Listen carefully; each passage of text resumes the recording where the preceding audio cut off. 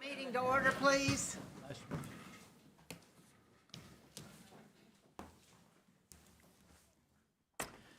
Thank you and good morning. We're glad to see you here today.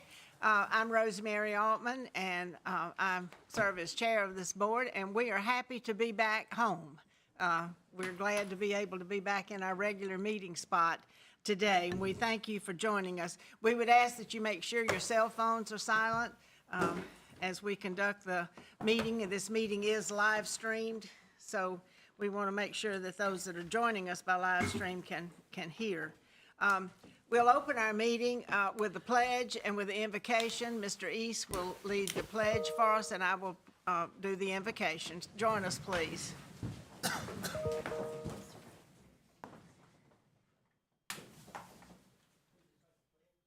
Pledge allegiance to the flag of the United States of America and to the republic for which it stands, one nation, under God, indivisible, with liberty and justice for all. Join me in prayer, please. Our Father, we come today thanking you for this beautiful day that you've given us. We thank you for life. We thank you for our friends and for those who serve on this board who are willing to give their time. We pray that you will guide us as we make our decisions, that they will be beneficial to the boys and girls and to the school districts around the state. And certainly today, Lord, we want to continue to lift up those in our state who are dealing with just untenable situations where they're overwhelmed, they are in dire situations. And we just pray that they'll feel your presence, that they will feel the power of the volunteers who are working with them, and that they will see hope. And that's the most important thing. We pray for those children who've been affected, that they will somehow gain a sense of normalcy back in their lives and will be able to get back into their regular routines. We thank you for those that are serving around the world today to protect us. We thank you for the students that are here today, for the rich lives that they bring to their community, for the success that they've had. And we just pray that you'll continue to be with them as they move forward through the remainder of this year and on into their future. In thy name we pray. Amen.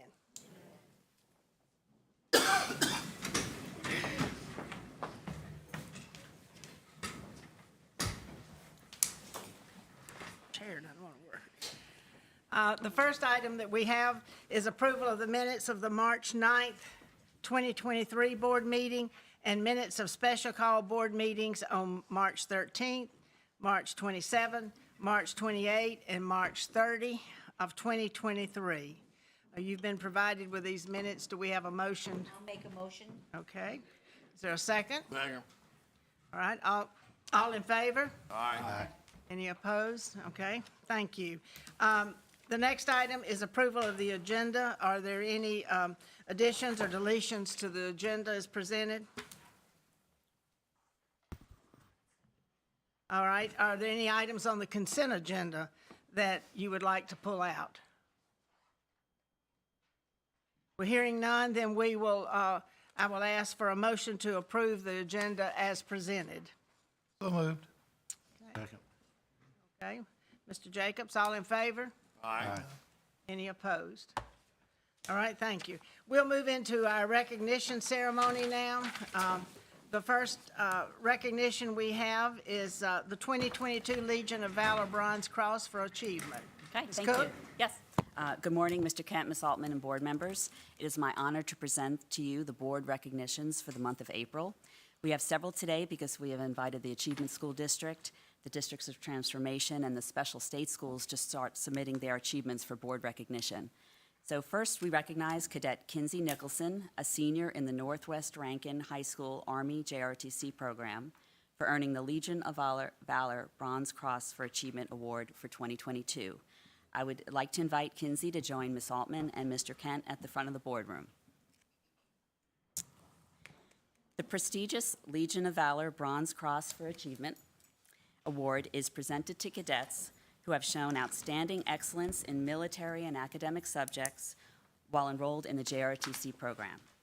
To be considered for this award, cadets must be in the top 10% of their JRTC class and have demonstrated outstanding leadership and involvement in both their school and community. This year, only 26 Army JROTC cadets from the 314,000 cadets worldwide were chosen as Legion of Valor recipients.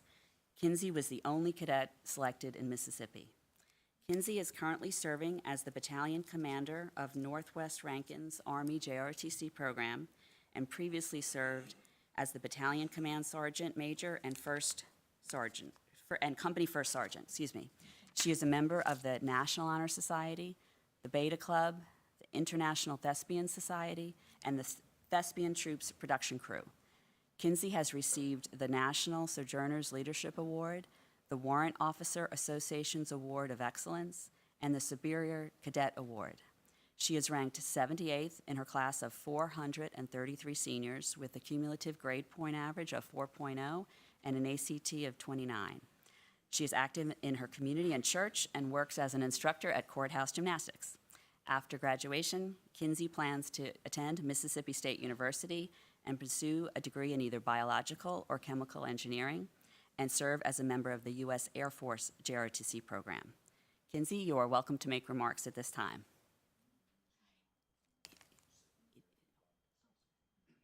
Yeah, all right.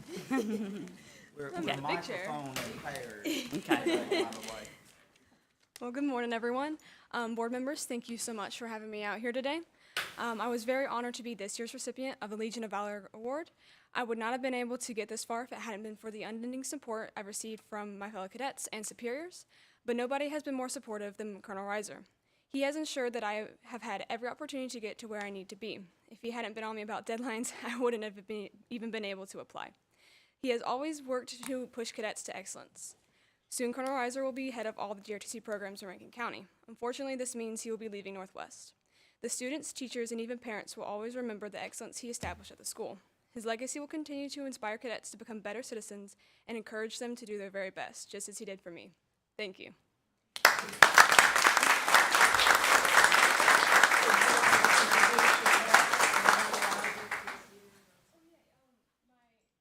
Dad is in the blue shirt. My mom is wearing the flower dress. And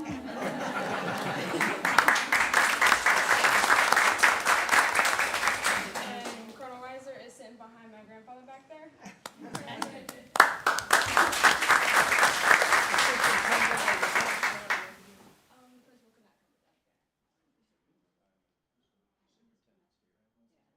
The grandma? Both.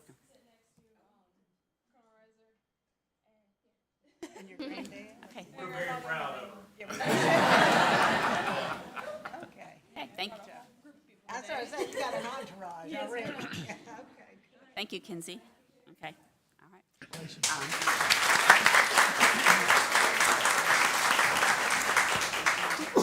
Our next three recognitions are all from the Mississippi Achievement School District. And before starting with these recognitions, I would like to acknowledge the district and school leaders who are here today. And please stand when I call your name.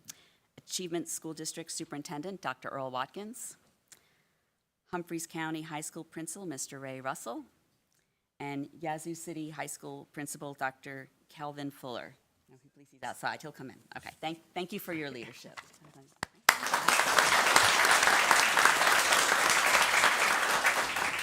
The first recognition from the Achievement School District is Zion Holmes, a sophomore at Humphreys County High School, who was selected as the new Senior Beta State President.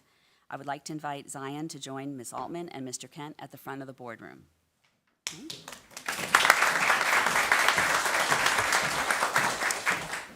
The Beta Club promotes the ideals of academic achievement, character and leadership, and service among students across the nation. As the new Senior Beta State President, Zion will lead the Mississippi Senior Beta Club, organize statewide activities and events, and represent the state at national events, including this summer's National Beta Club Convention in Louisville, Kentucky, and the National Beta Leadership Convention in Washington, D.C. These are incredible opportunities for Zion to showcase her leadership skills and represent our state. At Humphreys County High School, Zion is known for her exceptional academic performance and active participation in the choir, cheer team, chess club, National Beta Club, and the National Society of High School Scholars. Outside of school, Zion is actively involved in her community through the Live Out Loud Youth Ministry and 4-H Club. These organizations give back to the community by organizing events and activities such as community walks, planting trees, providing for the less privileged, and mentoring young children. Zion, you are welcome to make remarks at this time.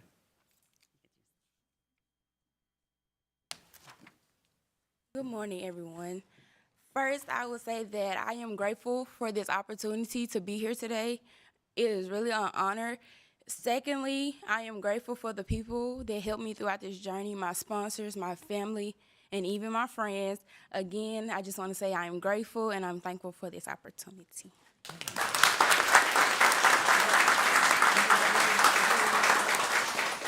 I just want to recognize my chess team. They're coming up next. Okay. And my beta sponsor, also my superintendent.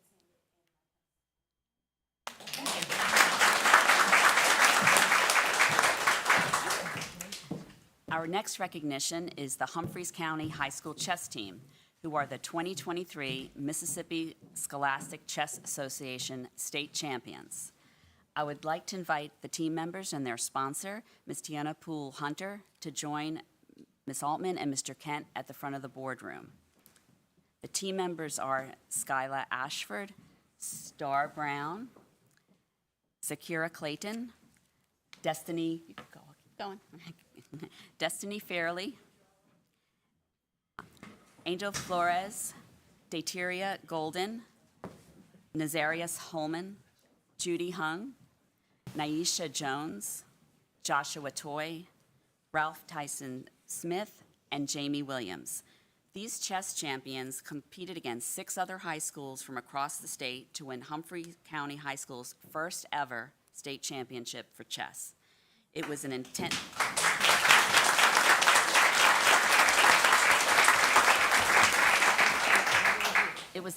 competition against talented teams.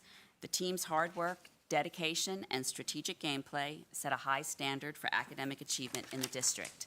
Team members, your remarkable success is a reflection of your individual talents and the exceptional coaching and support you received from your school. Ms. Poole Hunter, you are welcome to make remarks at this time. On behalf of the chess team, we would like to express our gratitude for being here for this recognition, as we are proud to represent our school and community. We will continue to strive for excellence in all that we do. Thank you.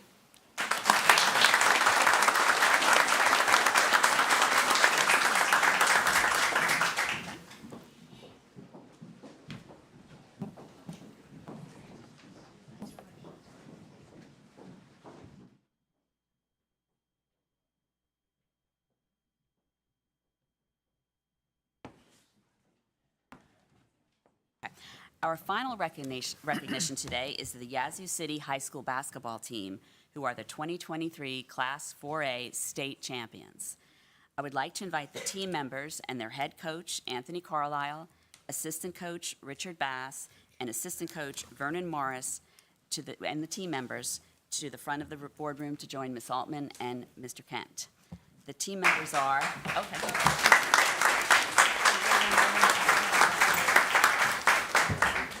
The team members are here today are Kemian Banks, Jamarian Bryant, Demond Cullum, Caleb Crozier, Chris Gates, William Grayson, Dalen Henry, Tamarian Hoover, Travis Jones, Jacolby Little, TJ Riles Jr., Jacorian Taylor, Zaquarius Thomas, and Demarion Winston. This is Yazoo City High School's first state championship since 1996 and its second state title in the program's history. Coach Carlisle, who is a Yazoo City High School alum, was in the 5th grade the first time the team won the championship. He returned to his alma mater 5 years ago to lead a team that had previously won only 8 games.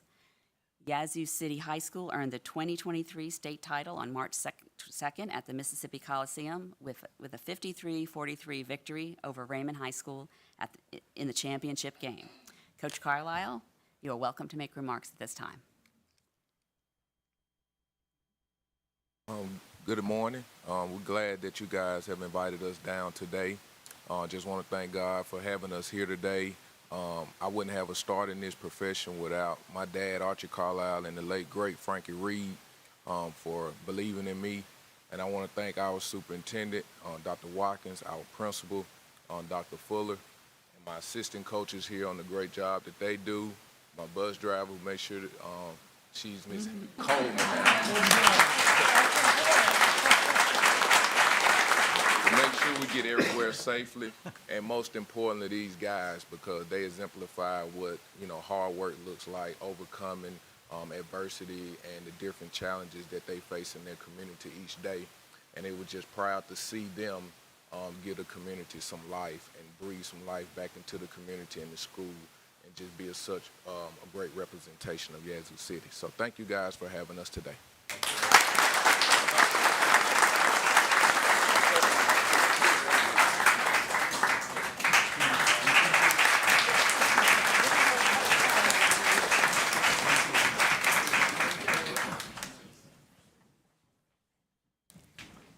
And this concludes today's recognitions.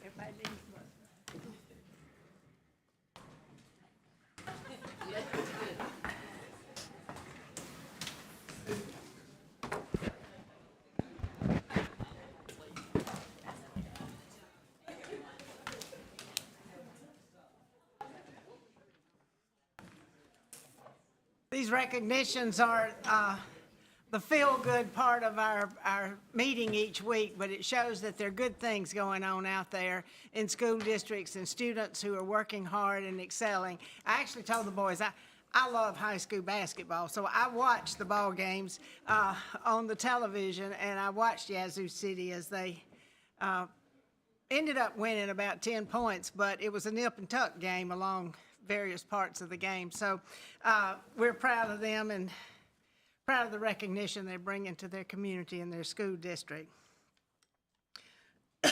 Excuse me. Mr. Kent, you may give your report now. Thank you, ma'am. I appreciate it. Good morning, everyone. I think it's noteworthy that, we expect great things coming out of the Rankin County School District. They've always been a great school district, but the Achievement School District is making strides as well, and I think that's noteworthy. I just thought we ought to mention that. So I'll move quickly, if I bring up anything where you have a question, just jump in. So obviously we're back here at Central High School. Last week's rain, we found out that some of our roofing projects didn't go as well as we'd hoped.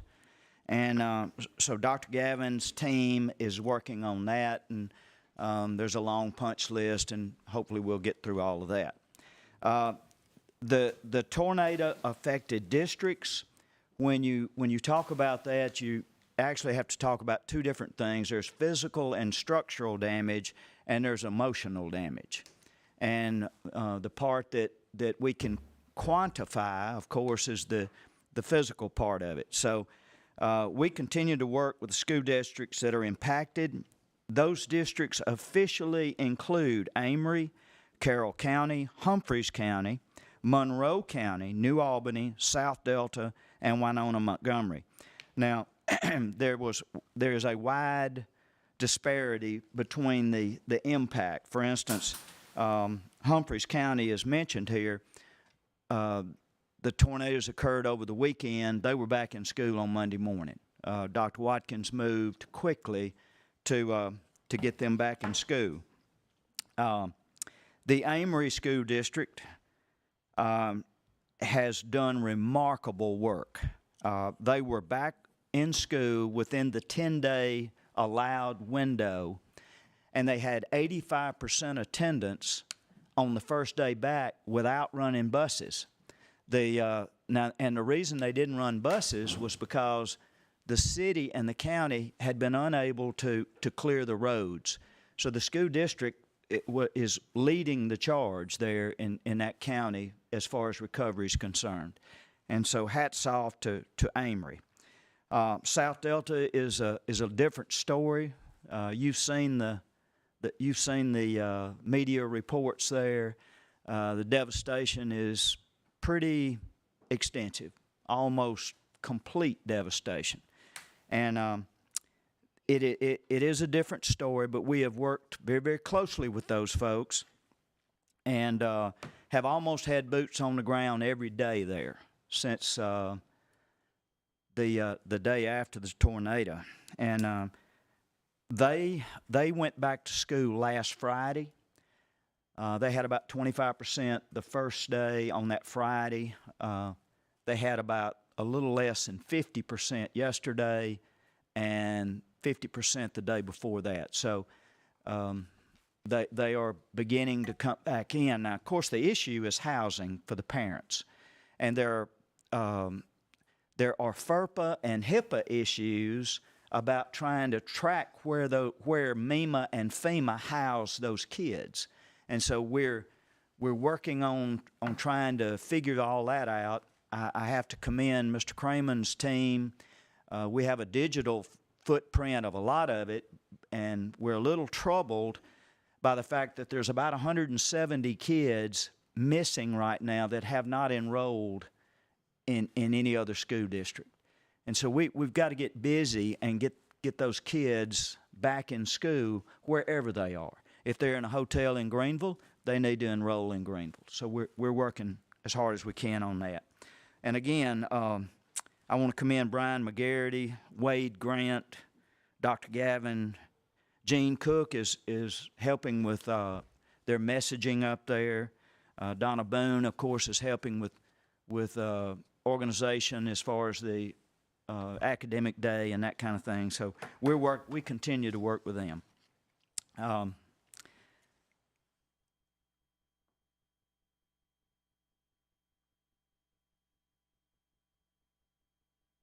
going to talk just a little bit about the assessment flexibility. I think we sent you an email that went out shortly after the storms where we were trying to look at because the storm occurred right at the beginning of the testing window, we were trying to figure out, okay, and we didn't really even know how many districts were affected and to what extent they were affected. So we were trying to figure out what can we do that we have the authority to do. And I think I sent you an email. Hopefully you could decipher what I was trying to communicate. We simply took the testing window and to the extent that we could, slid it as far into the year as we could. And so I can tell you that I think we're in pretty good shape as far as all that is concerned. And I commend Dr. Vanderford's team for helping us with that. The Accountability Task Force met last week to discuss a number of topics, especially the impact of the tornadoes and the growth revisions on the accountability model, chronic absenteeism, and other innovations that are being considered in the accountability model. I want to make sure that we're staying in close contact with the local superintendents. That has been a model here, I think, over the last several years. And so we intend to go on the road starting May 1, probably on the Gulf Coast, Mr. East, and we will do the 6 RESAs and try to get it done in less than a week or about a week. And we want to go back out and just touch them and tell them where we are and what we know as of today, and then certainly listen to whatever concerns they may have. Military Star School Recognition Program yesterday, that was a great turnout. The governor, I think, was really pleased. That's one of his initiatives. And we had 61 inaugural Military Star schools. And those are schools that are going above and beyond to accommodate the children of active duty military personnel. I'm sure, Mr. East, you've got some in your district probably.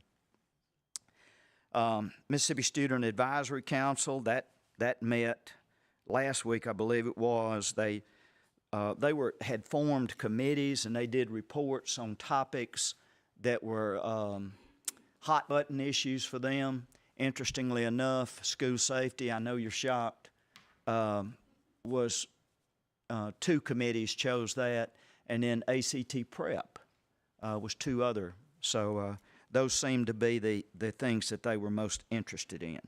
Mental health, of course, continues to be a concern. I think that's it, Ms. Altman. Okay. I appreciate it. Thank you very much. Thank you. We have had a busy month since our last meeting, and as you can tell, we're very fortunate to have Mike Kent step in as our interim superintendent for a time being. He has certainly hit the ground running and working hard and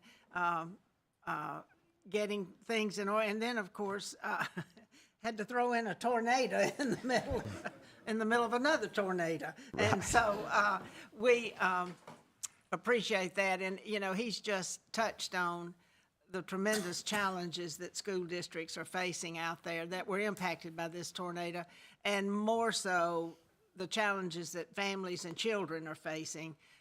When you think about, you get up in the morning and you don't have a home, you don't have a vehicle, and you don't have any possessions.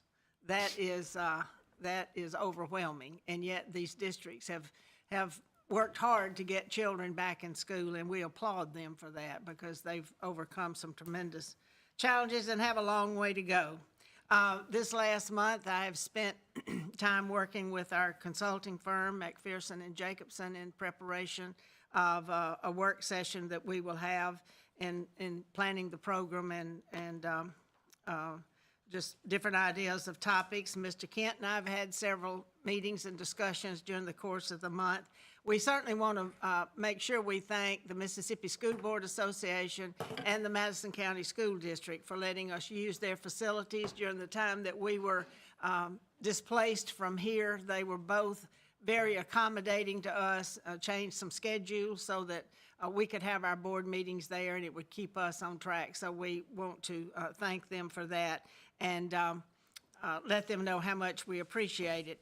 Today is Micah Hill's last meeting with us. Micah is a senior, and so she's getting ready to enter all of her last few days of senior activities in school, probably more senior activities than school, but anyway, that's the fun part of being a senior. So we have a resolution today for Micah to notice her serving on this board. She's been a good member, and it reads as follows. Whereas the Mississippi State Board of Education selected Ms. Micah Hill through a competitive process as the student representative to the board to serve a 2-year term from July 21 to April 23, and whereas Ms. Hill exemplified educational excellence by maintaining a 4.0 grade point average at Laurel High School in the Laurel School District, and whereas Ms. Hill helped advance educational policy by serving as a speaker at the 2022 Innovative Institute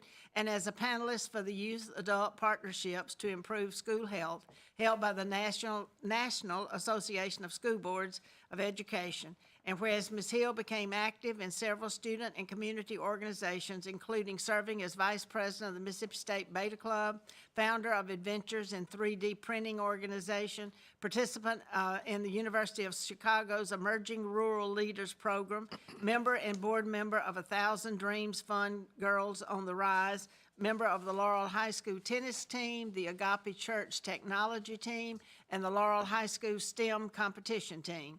And whereas Ms. Hill earned several honors and awards, including the Google Code Next recipient, Congressional App Challenge winner, Distinguished Young Woman of Jones County, 2021 MHSAA Tennis State Champion, and the 2020, 2021, and 2022 Aspirations in Computing recipient. And whereas Ms. Hill led her peers statewide as the co-leader of the State Superintendent of Education Student Advisory Council, and whereas Ms. Hill has brought her experiences as a student in the classroom and commitment to her role on the Mississippi State Board of Education to make sure Mississippi's public schools are always improving and children receive the education they deserve. Therefore, be it resolved that on the 19th day of April, 2023, the Mississippi State Board of Education recognizes Ms. Micah Hill for her contributions to the Mississippi State Board of Education and the advancement of education in Mississippi. Michael, you may stand up and let us congratulate you.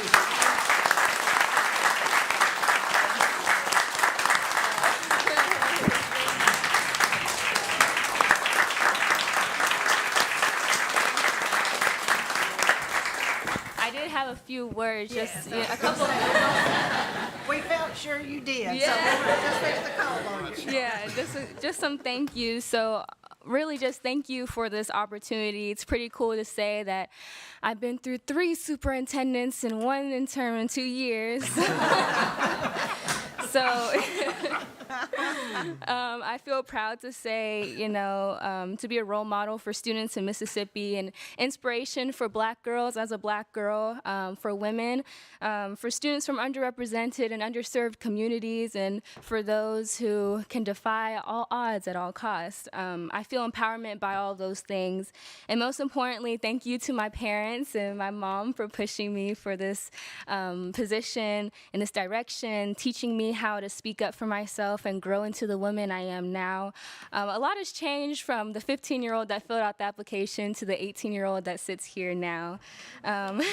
So I'm thankful for the struggles and the triumphs, and I feel honored to say that I am an award recipient for Amazon's Future Engineer Scholarship, where they pay me $40,000 and a guaranteed internship. So I will be working for one of the biggest technology companies in America, and that's been one of my goals coming into this. So, thank you so much. Thank you. So it's truly a blessing. It's truly a blessing to stay on this board, and I'm excited for these next steps in my life. And Charlie, you're gonna do great and continue being great for the next representative that comes along. And thank you for being my junior rep. And Amy's not here, but thank you to her, who has been, a sister to me. So thank you guys so much. Well, just like the others who've come before you, we want to stay in touch. We want to. Have you decided yet where I know you had a choice of colleges. Yeah. Have you decided yet? Yeah, so I got a full ride to the University of Southern Mississippi, and I'll be in their honors college program. Good. Very good. Yeah.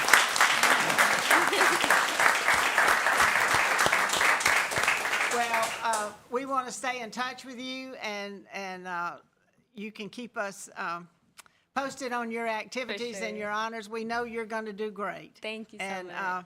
I tell you, with Micah, when she came in every week, I had to do a double take because those hair, her hair changed every time. So sometimes I'd have to. It did. She has lots of hairdos. So. Yes.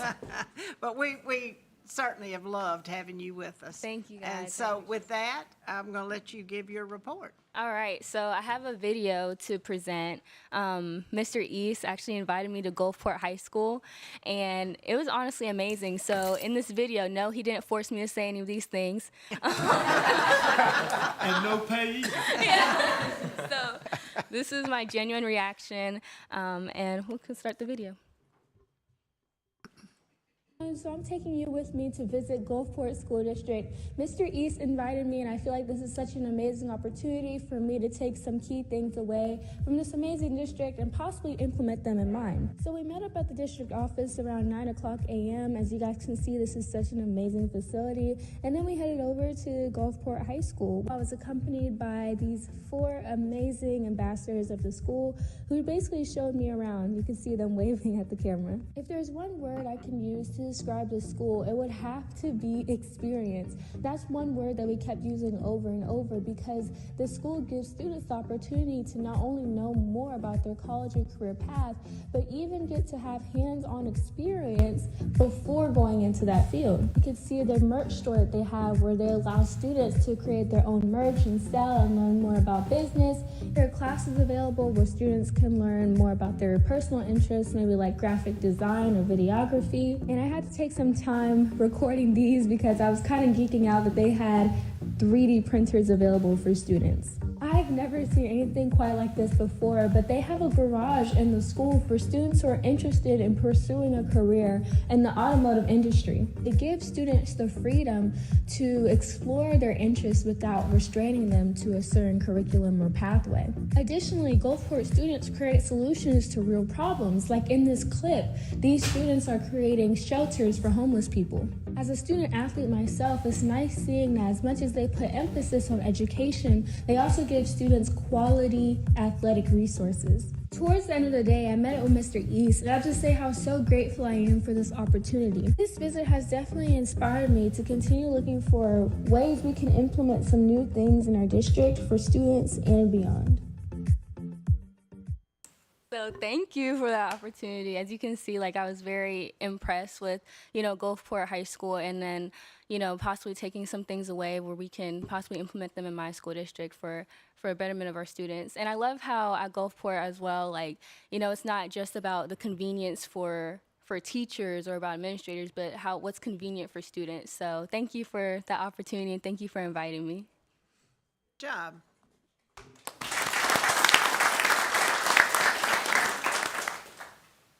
All right, Charlie Fruget is our junior representative, and Charlie, would you like to give us your report now? Yes, ma'am.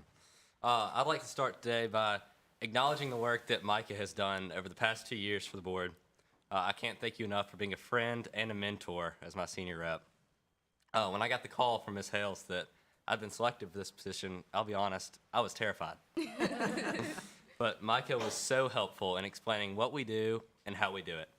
And I'm sure I speak for the board in saying that we'll miss having you at these meetings, and we can't wait to see what you accomplish in the coming years. So thank you. Today, I'd like to talk about one of the, if not the, most important issue in education: mental health and school counseling. Late April is a very stressful time for high school kids, as you all know. Nearly every classroom in Mississippi is feeling the time crunch. We're finishing our coursework, we're reviewing for finals, and we're taking exams, all in the span of about 3 weeks. Because of this, our students are stressed. We're balancing extracurriculars, we're balancing classes, and we're balancing anxiety. If you asked any high school administrator what students should do to deal with anxiety, they would give a near universal answer: go see the school counselor. Counseling is one of the hardest jobs in education. When the principal and vice principals are busy and they need to pass a job off, who do they call? Counselors. When students need college information, advice, recommendation letters, who do they call? Counselors. When parents have questions on course selection and scheduling, who do they call? Counselors. The role of school counselors is so vast that it's difficult to put into words. A job description would be paragraphs long. Public school counselors are overwhelmed, and rightly so. Not to mention that the U.S. faces a severe counselor shortage. In addition to all the duties that I listed, and the ones I didn't, school counselors are also the only school-sponsored mental health resource for struggling students. As I discussed in our joint report in March, the Superintendent Student Advisory Council met in February at the Capitol with many MDE staffers to discuss solutions to various issues in Mississippi. Mike and I had the unique opportunity to ask questions and gain insight from these students. And I asked one student what she thought about school counseling. She said she didn't feel comfortable meeting with the school counselor, and she thought that counselors were often too busy to meet with her. This is the issue we need to solve. The job description for counselor is far too vast for any one person to perform effectively. I myself completely identify with not feeling comfortable speaking about mental health with a school counselor. I also have noticed in my own school district that they often have other duties that take up their time, and it's often not their fault. If districts want a fighting chance at solving their mental health crisis, then they have a major question to ask themselves. What is the role of a school counselor? In my opinion, schools need to clarify who handles scheduling, course selection, testing, college admissions, as well as who handles mental counseling, because these are two very different jobs. I also strongly believe that counselors are here to meet students' mental needs. Everything else is added. Schools must differentiate between academic counseling and mental health counseling. If this is done effectively, more students would seek help and less students would suffer. I'd like to note that I myself have dealt with anxiety, and I've learned to manage it. When I was younger, managing it looked like finding the right academic environment for me. I was homeschooled for 2 years. Now, I manage my stress by meeting with the church group, talking about it with friends and family, and praying. It would be very easy for me to come give a speech today, raise a serious problem, and not provide any ideas for a solution. Many leaders in our state do this all too often, as you all know. And trust me, I'm a pro at pointing out problems. But this is an issue that I care deeply about, and I think that we as a board have the opportunity to help a lot of our students. There are tens of thousands of kids just like me in Mississippi high schools, students who benefit from spending time with their pastor to better their mental health. One policy solution recently proposed in Texas provides an opportunity to students looking for this. The proposed policy gave school districts the option to bring in religious leaders into schools in the role of a mental health counselor. As long as these religious leaders are qualified to counsel students, this policy could have potential in Mississippi. Not only would we make strides in solving the counselor shortage, but we would provide another avenue for students looking to receive help. Over the past month, I've also thought and read a great deal about what the root of our mental health crisis is. And I'm not sure that I have a greater understanding now than when I started. One compelling argument, though, is that a decline in Americans' morals and values led to more apathy and depression. I'm sure many of you saw the Wall Street Journal poll that found that patriotism, religion, and community involvement is far less important to Americans now than it was in 1998 when the poll started. And I think there is an argument to be made that a decline in social values and a decline in social capital among Americans has led to increased mental health problems among school students. The truth is, many of our students are apathetic about learning. One policy proposed to combat declining social values and in turn mental health issues is release time education, or RTE. RTE was proposed in the previous session of the legislature by Speaker Gunn. Release time education provides the option for students to attend an hour-long class taught by a religious leader weekly. RTE was ruled constitutional in 1952 by the U.S. Supreme Court, and it's currently in place in states such as New York and Utah. These classes are open to leaders and members of any faith, and they provide an opportunity for communities to reinforce and promote mental wellness. In my own experience, I found an outlet to better my mental health through my church. I understand that this won't be the case for every Mississippi student, and that's okay. However, I want every student to have the opportunity to receive help, and help can come in many different forms. In summary, we need to reflect on a few questions. What is the role of a counselor? How can we make school counseling more effective? What is the root of our mental health crisis? I don't know the answers to these questions, I'll be honest. This is one of those where I'll say I don't know. I'm not sure any of you do either. If you do, please speak up. However, I have confidence in our board and in our state to solve these issues for the betterment of our students for generations to come. Thank you. Thank you, Charlie.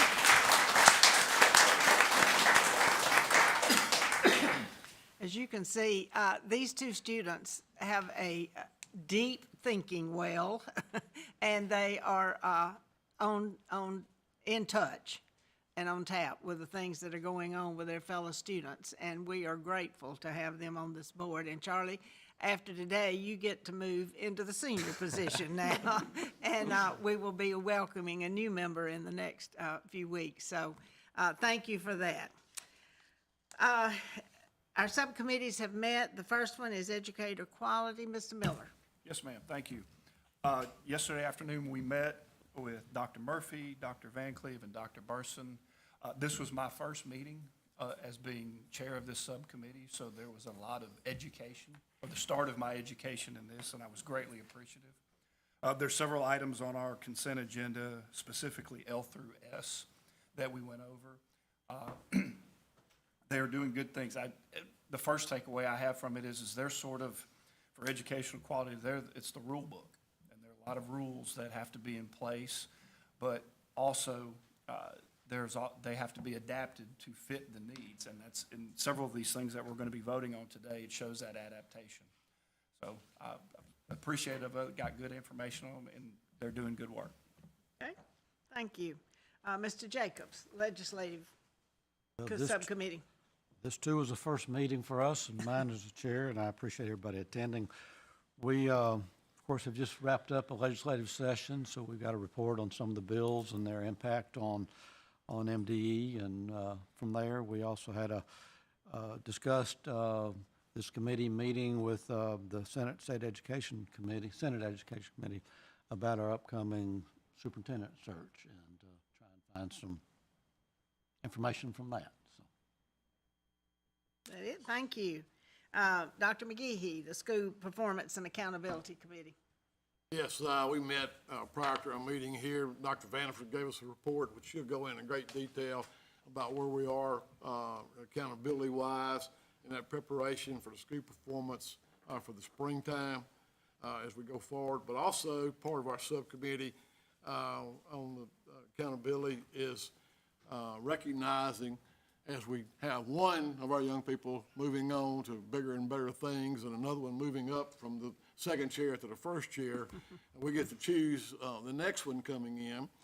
And we had several meetings and, let's say, gatherings at School for the Blind, and went detailed over our applications, and we had 28 applications.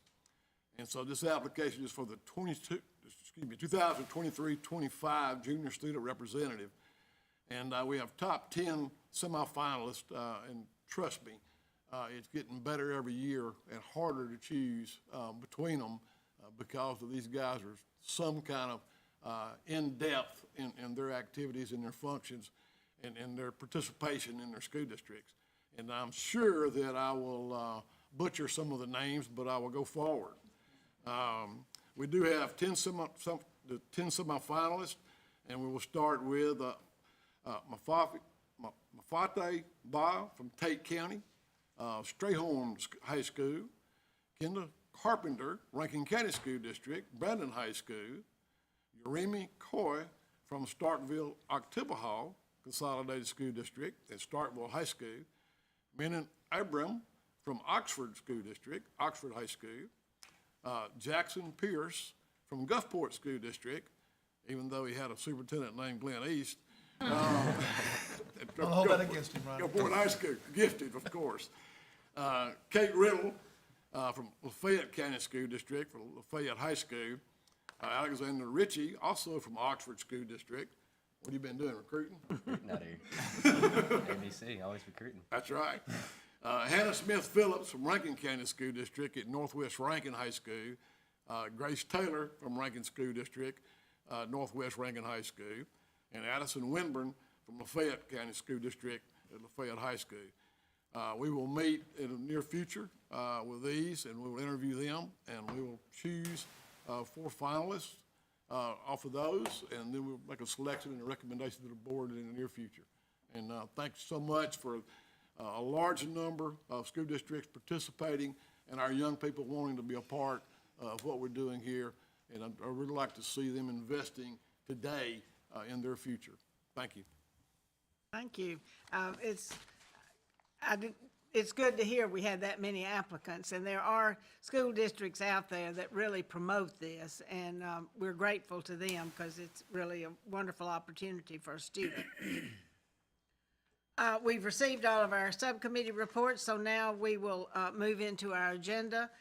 The first item is an update on elementary and secondary emergency relief. These are Esser funds projects. Say who's coming forward with this.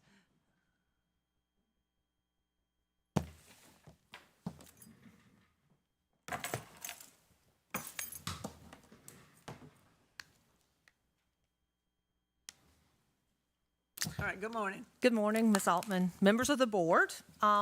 We come to you this morning with the first of several ESSER-funded project updates. We will come to you monthly and share with you various projects that were funded with ESSER dollars and give you updates on those projects. Today, we will highlight 5 projects. On our vision, as you well know, is to equip our students to be college and or career ready, whatever that looks like for the student. And our mission is to develop policy and accountability systems to ensure students get access to that. But we also pride ourselves in supporting school districts to help them accomplish our state's vision as well. So on the next slide, like I said, the 6 goals. You will notice that when we do these 5 or talk about these 5 initiatives, they actually hit all 6 of our strategic plan goals. Again, I will say that in the inner workings, if you will. We really do have conversations and go back to our strategic plan anytime we are appropriating funds, be it Esser funds, state dollars, because we really lean on the board and what they expect of the state's education. So the 5 projects that we will talk about this morning is Early Warning System Guide, College and Career Academies, On-Demand Tutoring, Digital Learning Coaches, and Digital Subscriptions. I will begin with Early Warning System. Go ahead to the next slide. We have invested about $500,000 in Esser 2 funds in an ongoing contract with the Research and Curriculum Unit at Mississippi State University to revise our early warning system document that we provide, our guidance that we provide to our school districts. As research indicates, a student's decision to drop out of school is a gradual process that starts well before high school. Therefore, it's important to identify at-risk students and provide supports that lead to increasingly successful engagement in schools as early as possible. So the scope of this work is to provide that kind of guidance to school districts K through 12, so that we can identify at-risk students at an early age and circumvent their possibilities of choosing not to complete high school and find that career that we want them all to have. Of course, with the research and the impact of COVID-19 on students, the MDE decided that it is time to update and revise the 2016 Early Warning System Guide, and so we are in the process of doing that. We will revise that document, and then we will send it out to districts and train them in teams on how to implement that Early Warning System document. Next slide.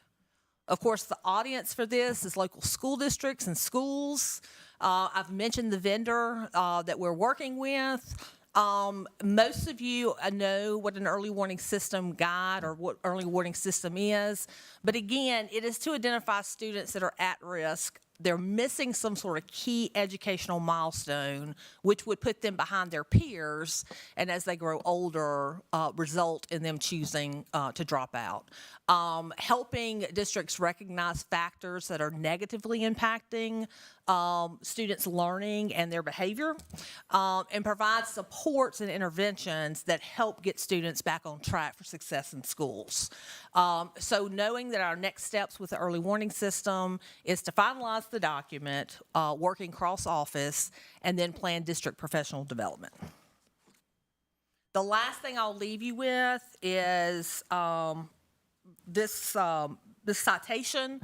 The implementation of an early warning system is one of the most effective means a district can use to increase graduation rates. So we are working on that, and we'll get that out to districts. Okay. The next is college and career academies.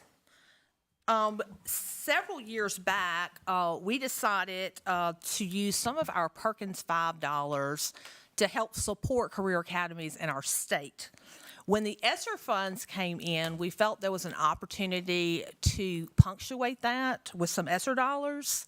Next slide. And so we entered into a contract with NCAC, and we are in year 1 of that contract, of a 2-year contract, that is about $3.7 million. That contract will go till September 2024, which is when the Esser dollars are slated to be liquidated.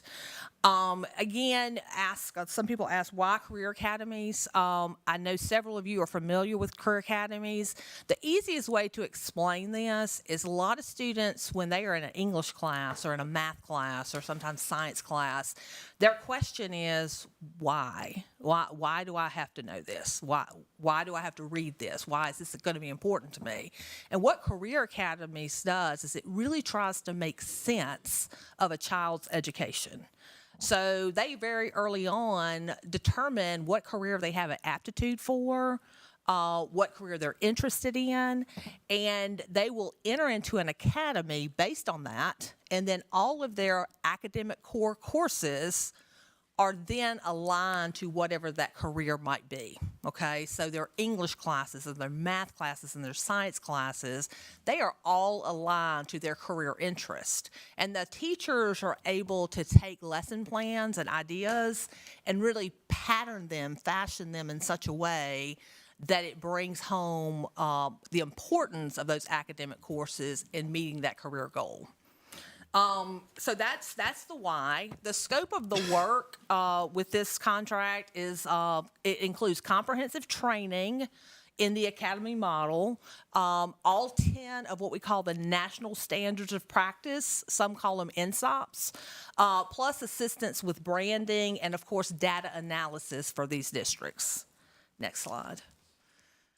The audience, currently, we have about 38 school districts that are in some phase of Career Academy. They're either fully implementing, they're slated to implement in 23-24, or they're in a planning phase, which means they would probably do implementation in the 24-25 school year. We have trained over 200 administrators, counselors, teachers, and community stakeholders since July of 2022. We have introduced 7 specialized career coaches or mentors that actually go into these school districts, these 38 school districts, and assist them with the national standards of practice. And then we're going to roll out the first ever Mississippi College and Career Academy Leadership Collaborative, better known as CALC. That occurs every year, but typically it's in a faraway place, so we have to send our folks out of state. But we are going to home grow that and make our own Mississippi CALC. So that we can include more teachers, et cetera. And then the next steps is we're going to continue to work with school districts to create a 5-year academy plan for each of them. This is not an overnight thing. You have to plan it. And we will work with them hand in hand to help them develop a 5-year academy plan that's unique to their school district. And then this is like 50 seconds. Hi, my name is Zoe Keys. Quincy Sistrunk-Harris. David Ramsey. My experience in the academy has taken me to places that I never thought I would be. Helped me understand where I needed to be and what I wanted to do in my lifetime. I cannot preach to you guys enough how effective this academy truly was at furthering my education. As a first-gen student who was also low income, I never thought that I would be able to go to college. And because of the academy and the connections that it made me and the fact that I was able to build my portfolio through the 4 years of high school that I was in, I was able to get scholarships, I was able to get jobs, internships, and I'm only a sophomore. I'm currently at the University of Mississippi as an integrated marketing communications major. I get to do what I really want to do, and I never thought I would get there. Because of the academy, I feel a lot more hopeful about my own future. And without that, I actually do not know where I would be today. Thank you. Good morning, Mrs. Altman, Mr. Kent, and members of the board. I'm Marla Davis, one of the Associate State Superintendents in the Office of Academic Education, and I'll be sharing one of our Esser-funded projects, which is on-demand tutoring. Like Mrs. Clemens has already mentioned, I'll share with you all some of the details relative to this particular contract. This contract began in March of 2022 and is slated to go until September 30th of 2024.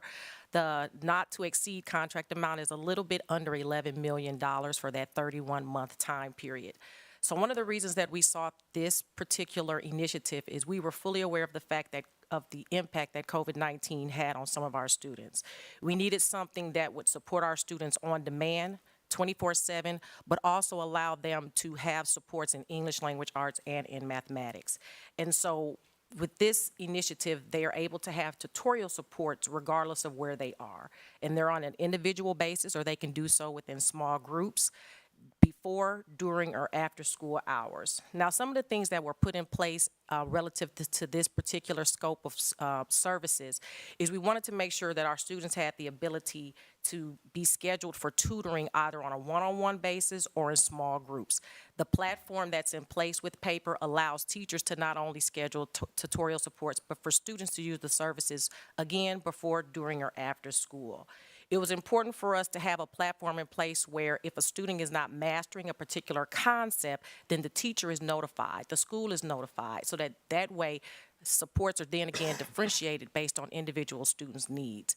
It was important for us with this magnitude of a contract to have ongoing professional development. And so professional development is not just provided for teachers, but it's for administrators, even for our parents and our students.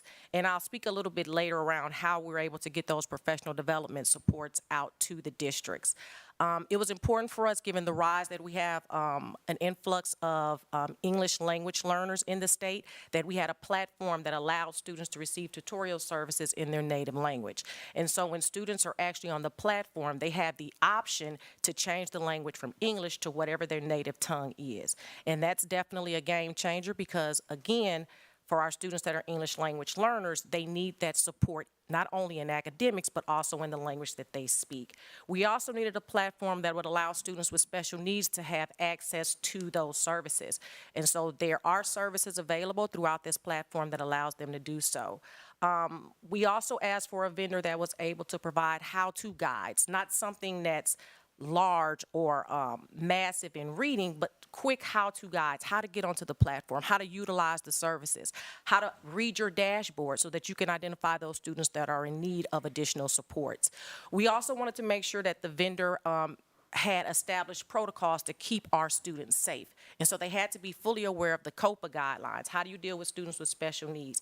And then in the event that there's something that needs to be brought to the attention of the State Department, we also needed to make sure that there were archival attributes in place. And so if we needed to go back and view a recording or listen to or review a transcript, we needed to have a platform in place to do just that. Again, making sure that there's capacities are available outside of the school day, or in the event of some of our students that are experiencing bad weather or there's COVID. Are these services available as well? And of course, our on-demand tutoring services are available in that domain. We needed to make sure that we had a platform that's integrated very seamlessly with what is already in place on the technology level at each of the schools and districts. For our students that are younger, they didn't need multiple ways to get into the platform, so there needed to be an option for a single sign-on option. And then, of course, all of the resources that are available in the tutorial platform, they had to be grade and age level appropriate. And so as you're fully aware, these services are available to all Mississippi school districts. Of course, even some of our, all of our special schools have access, grades 3 through 12, and they're available in ELA and math. I could also share with you all that even though students get on and they ask for supports in English language arts or math, some of those do bleed into other content areas. And so we do have the capabilities to look at our reports to identify if indeed, if they're continuously asking questions, are they really geared more towards science or geared more towards social studies? Our tutors do not turn them away, because again, the tutors are there to support Mississippi students, but the vast majority of our supports are in English language arts and in mathematics. The vendor, of course, again, as I mentioned, is paper. When they submitted their contract, it was, the company's original name was Grade Slam America. Now, there are a couple of things that make our contract and our supports with paper and unique only to Mississippi. Yes, paper has contracts in other school districts and states around the country, but there were a couple of things that were very important to myself and, of course, the leadership moving forward as it relates to these particular services. So what we actually have in place, in addition to this being on demand 24/7 for individual students, is we actually have 6 regional customer success managers. These CSMs work very, very closely. They're live persons. They all have former educational backgrounds here in the state of Mississippi, and they provide professional development virtually and also in person. They also have voice notes, and those are actually, it's a capacity within the tutorial system itself that allows students to speak if they are not able to type what they're trying to communicate with their tutor, and then vice versa. We just most recently added a mathematical keyboard to this platform, which means students are able to type mathematical equations and use symbols that are only germane to mathematics. And then to kind of increase participation across the state, we also started implementing some challenges, or if you will, campaigns to ensure that our students are using the platform. So during Christmas, we did something known as the 12 Days of Paper. This is a district competition where we wanted to see if students could engage more over the Christmas holidays. We shipped out 18 prizes to 18 students across the state, 3 of them per RESA district, for those students that were very participatory during that time. Now, there's a couple of things that's in place as it relates to monitoring, because we want to make sure that we know who's using the platform and who's not using the platform. And then when we see that usage is waning, we do get on the phone. Dr. Benton and myself and Dr. Smith, we did quite a number of phone calls to districts and say, hey, you all opted into these tutorial services. They are free. Is there anything that we can do to support you all with implementation? So we spent a considerable amount of time looking at usage across the state, and then we will be able to disaggregate that by region. Very quickly, some celebratory milestones. Within 1 year, we did reach over $1.3 million learning activities. And then during that 12 days of paper, our goal was just to have approximately 10,000 activities. We actually reached 126,000. And then we just finalized what we consider to be March Madness, which is a play on words, of course, for those of you that like basketball, where we wanted to see if during spring break and during the month of March, as we entered the MAP testing window, if we could get students engaged in preparing for the state test. And I'm happy to say that we had over 100,000 learning activities during that time as well. Quitman is one of our higher usage districts. They've actually completed their own campaign as it relates to kind of sharing the news about what's going on with paper. And so here's one of their scholars telling you all about how paper has helped her.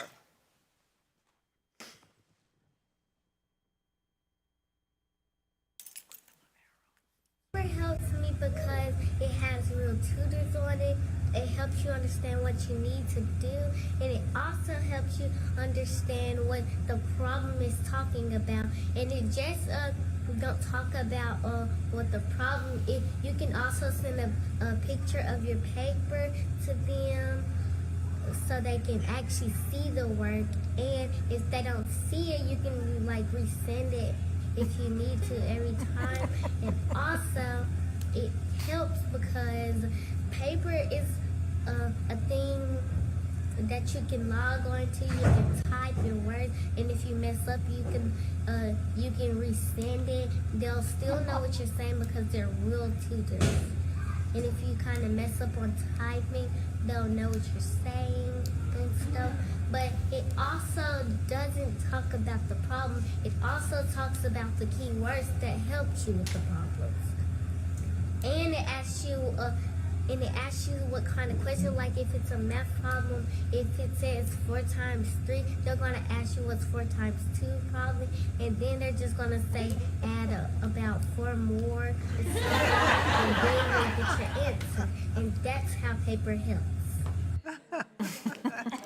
And I'd like to say thank you for the Quitman School District for allowing us to utilize this particular video. At this particular time, we do have 2 more projects that will be shared with you on today, digital learning coaches and also our digital subscriptions. Thank you so much.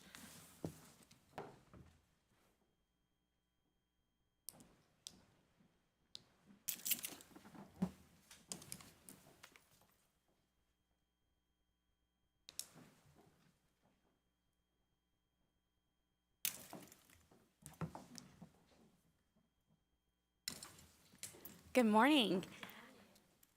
Today I'm going to be sharing about our Digital Learning Coach program and our specific contract that supports that program. My name is Melissa Banks. I'm the Director of Digital Learning. So our total contract amount for this program was just over $9 million.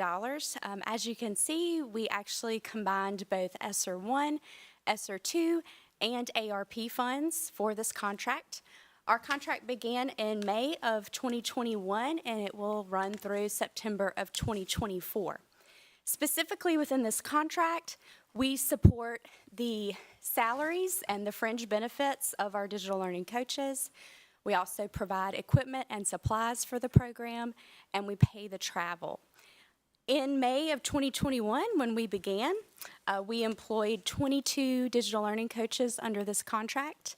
For this school year, that number expanded to 25, and for next school year, we will have 30 coaches employed under this contract. Those coaches specifically go into schools. Principals apply for a digital learning coach. They go into the school, they work with the administrator, they work with the teachers, specifically on how to integrate technology into the classroom. And this is not just using technology for technology's sake. This is about how can technology be an instructional tool? How can teachers and students use it to transform their teaching and learning? Our contract is through the North Mississippi Education Consortium. This school year, we currently serve 69 schools in 42 districts, and we work with 387 cohort teachers within those schools. One great key feature we have through the North Mississippi Education Consortium contract is that North Mississippi actually subcontracts with the University of Mississippi, and the University of Mississippi employs our coaches. And so they get the benefits of being a University of Mississippi employee, and that's really great for those coaches. Monitoring of our program happens multiple times throughout the year and through multiple audiences. So our teachers and our administrators who receive services from our coaches, they provide feedback on the program and the coaches at multiple times throughout the year.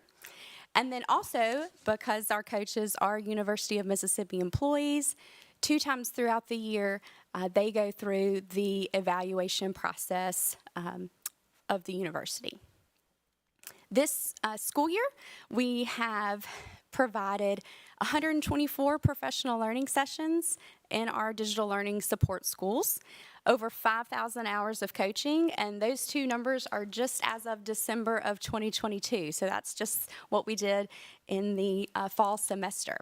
We also provide training through our Digital Teacher Academy. That is a year-long academy for teachers across the state. We currently have 197 teachers enrolled in that academy for this year.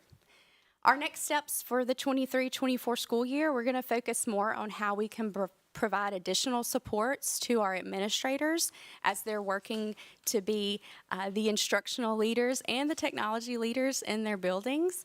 And we're also going to continue to refine our coaching services based on the feedback that we've received. We have a quick quote here from one of our current support schools. We are lucky enough to be in the E.H. Keys Alternative School in Ocean Springs. And we have an amazing coach there, and she works with an amazing administrator and an amazing faculty. And as you can see here, the administrator is very happy with our coach and with the services we have provided. In fact, we have exceeded his expectations. And the teachers also are really embracing those digital learning best practices, and that's what we're really all about. So, thank you. Good morning, Ms. Altman, Mr. Kent, and State Board members. I think we've exceeded our time limit of about 15 minutes, but if you'll bear with me, I would love to update you on our digital subscription. We won't get the big hook out. We won't get the big hook, thank you. I'm Tanette Smith. I'm the Executive Director of the Office of Elementary Education and Reading. And today I'd like to talk to you a little bit about our digital subscriptions. We use our Esser 2 funds, and we allocated about $23 million to provide digital subscriptions to our districts, which are online learning resources. We recognize that we gave our districts computers. We gave them districts access to computers for every student, but we did not necessarily have the resources available. So we wanted to make sure that we were providing some additional online learning resources for ELA, mathematics, science, and social studies for students in grades kindergarten through grade 12. So these digital resources We wanted them to be able to provide opportunities for students to use them during the summertime, during the intersessions, as a part of the classroom, as well as for teachers to utilize them to help them in developing their lessons. We opted, or we were able to procure 6 different vendors. We had a K-2 ELA Homer, and we had about $1.1 million allocated for that one. 312, we were able to procure Newsella. K-8 Math, we had Imagine Math. And we did not go into the 712 Math because, 912 Math because it became more content specific. And so it would have been harder for us to find a trig or a calculus vendor. We did K-8 Social Studies with Newsomatic, K-6 Science Discovery, and 712 Science with Gale. I'm happy to say we had between 83 to 100 districts to opt in or sign up for the services. I will say that districts were a little leery, a little hesitant about signing up for more stuff that MDE was providing. We gave them the computers, but they were like, well, I have money, maybe I'll buy it. And so one of the great features with this was that after our opt-in timeline closed, districts were able to go back and say, hey, I missed it. Can I sign up? Well, we don't have any more, slots available, but you can contact the vendor. And the vendors were able to give them access at the price, and the districts were able to opt in and pay for it themselves. As you can see, the accounts are listed for each of the vendors, and we've had about between 271,000 articles being looked at from Newsomatic, which is our social studies vendor. One key feature about Newsomatic is that they have an interactive quiz platform which allows teachers to develop drag and drop, open-ended, and multiple choice questions that are very similar to our state assessments. In our discovery science, we've had a lot of people who are very, very active with discovery science, and they've worked with our Office of Literacy to develop engaging Mississippi-specific content for students who are preparing to take our 5th grade science assessment. They work to show the connection between the science of reading and science, and so it's become very well received. I have to say that most of these instructional materials or learning resources are aligned to our high-quality instructional material, and districts are seeing the value of connecting them. We do have some districts who are top users of these platforms. With Homer, we have Baldwin, and we have our high flyers, Clinton, DeSoto, Corinth. We have Leland and Meridian and Pearl and Pascagoula. Newsella, of course, Clinton, DeSoto, but we do have Greenville and Gulfport, who is a top user, Vicksburg, Meridian.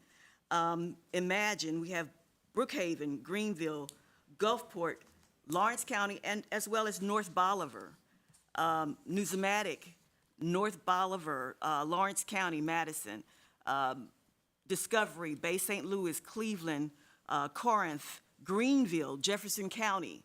And with Gale, we have Cleveland and Columbus and Clinton and Laurel school districts who are utilizing these platforms to provide supports and necessary interactions for students in those different subject areas. And I'd like to close out by sharing this quote from Zandra Brooks Keys, who's Assistant Superintendent in the North Bolivar Consolidated School District. The administration, faculty, staff, and students are elated to have been provided with educational program and to assist with learning loss experienced as a result of the pandemic. The school district is grateful for the opportunity to provide these much-needed resources to our students during the time when they are needed the most. And they are one of our high-flying districts as well with the usage. So with that being said, I sort of sped through that. Well, that's fine. Thank you very much. Does the board have any questions or comments of any of these?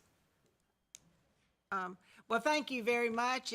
We appreciate the efforts that you're doing to provide support to districts, and it was nice to see the numbers and to be able to quantify where it's being used and what districts are really working. So we appreciate that. Thank you very much. Thank you so much.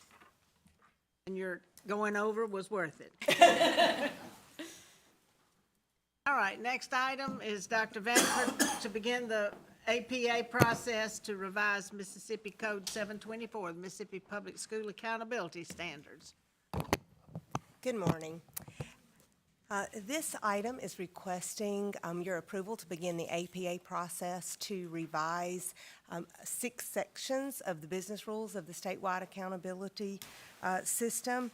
We, in consultation with the Accountability Task Force and, of course, being approved by the Commission on School Accreditation earlier this week, are proposing several minor clarifications to the business rules and then one minor business rule change. So briefly, Dr. McGee, I can do this. I'm going to summarize those minor revisions for you. When we look at the acceleration component on pages 10 through 12, there's a clarification to the calculation of both the participation and performance components. We're also clarifying that dual credit must count both at the high school as well as the post-secondary institution. Clarifying that once a student, an SCD student, reaches age 18 on or September 1st of that school year, that they're no longer included in this calculation. The one business rule change that I mentioned is on page 10 in the banking component. This is a result, continues to be a result of the revisions to the business rules based on the impact of the pandemic. Last year, we made some minor justifications to the rules for those students that took our high school end-of-course assessments in grades 7 through 12. This year, we have a couple of districts that have some 7th graders that were impacted, enrolled in the 1920 school year that do not have an assessment. So for those 2 districts, we would like to apply the same rule that we applied to high school end of course last year, so that we include the 7th graders for the current year in the model and then bank those until later. The EL component, making some clarifications to the language there just to emphasize its overall proficiency. There appeared to be a little bit of confusion last year during the district review and appeals process around the fact that our exit criteria for EL component in the accountability system is different from the exit criteria in federal regulations. So we wanted to emphasize that, and that once a student meets the overall proficiency requirements for the accountability rules, they're no longer included in the accountability system. Clarifications around the rounding rules, really just the order of operations when rounding. Now, under the college and career readiness component on page 19, there's a rule that's added there to clarify, and this confusion, I think, came in based on the fact that we included the work keys in the CCR component last year for the first time, but this rule clarifies that to count in participation, that is only the ACT that's required by the juniors or the statewide administration of the ACT is the participation calculation. So if a student is not included in participation by having taken the ACT, then if they meet the eligibility to be included for work keys, they will not be included if they haven't participated on the ACT. And then finally, on page 20, around foreign exchange students, there's already a rule that allows a foreign exchange student to be excluded from the accountability results if the district makes that request. So this business rule is just clarifying that when the district makes that request through the appeals process, they'll also need to submit documentation of that student's participation in the foreign exchange student program. Any questions on this? Okay, then we do need to take action on moving this forward. Do we have a motion to approve to begin the APA process on these? Motion to approve. Okay. Second. Second. All in favor? Aye. Any opposed? All right, thank you very much. Our next item is contracts. Dr. Gavin?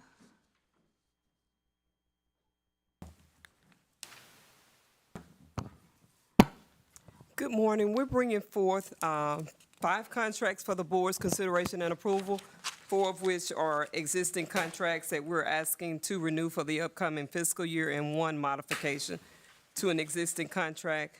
The first item that we're bringing forth for approval is the renewal of a contract with Research and Curriculum Unit, and this is the 6th year of a 10-year contract. The second item that we're bringing forth to the board is to renew a contract with various vendors for textbooks, and this is a zero-cost contract to the state, but there you'll see the list of contractors behind that item.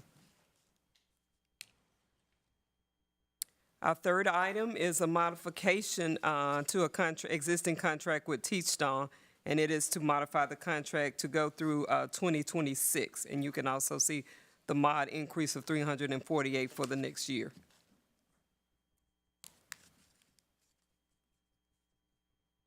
Item 3D is to renew the contract with the Mississippi State Department of Health, and this contract is for services, the 3rd year of a 4-year contract, and this is for the summer feeding program. And the last contract that we're bringing forth for renewal is with Tan, Brown, and Russ, and this is the firm that actually does our calculation for MAP, and this will be the last year of this particular contract. Any questions on any of these particular contracts? Then I'll entertain a motion that we approve items A through E. Okay. Ms. Werner, do we have a second? Dr. Barrett, okay. All in favor? Any opposed? Okay. Thank you, Dr. Gavin. All right, moving right along to item 4. Yes, we are bringing forth 3 grants for the approval by the board, and the first grant is to award competitive grants for special education grants to state special education for the new teacher mentor program in our ERR model. And that is a 3-year award. Item 4B is to approve modifications to our early learning collaborative grants. This will give additional funding for 582 additional seats. And the last grant that we're bringing forth for approval is from the Office of Elementary Education for an ERR grant in the literacy coaching model. And you can also see the various districts that we're supporting there. Okay, any questions on these 3 grants? All right, then, do we have a motion to approve item 4A, B, and C? So moved. Mr. East, do we have a second? Second. Mr. Miller, all in favor? Any opposed? All right, thank you. Consent agenda items, we have items A, almost the whole alphabet, A through Y. Any questions on the consent agenda, anything particular? All right, then I'll entertain a motion that we approve the consent agenda items A through Y. Okay, Ms. Werner, we have a second? Dr. Barrett, all in favor? Aye. Aye. Any opposed? Okay. Thank you all. We will now consider moving into an executive session. I move the board consider making a closed determination of the need to go into executive session. Is there a second to that motion? Second. Mr. Miller, all in favor? Aye. Any opposed? All right, now, I would entertain a motion that we enter into executive session. We got to clear the room. Oh, we cleared the room first, I'm sorry. All right. Sorry. Yes, if